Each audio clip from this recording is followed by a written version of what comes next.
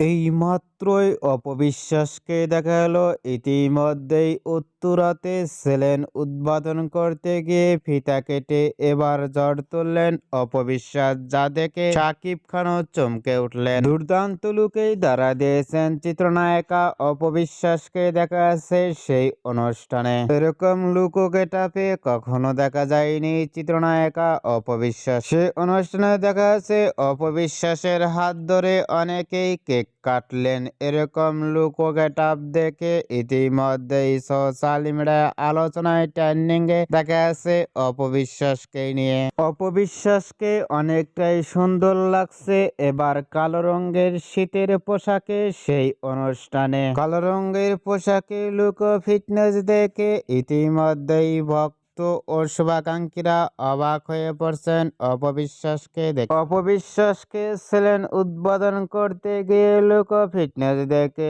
আপনাদের কেমন লাগলো নিচে কমেন্ট বক্সে জানিয়ে দিন।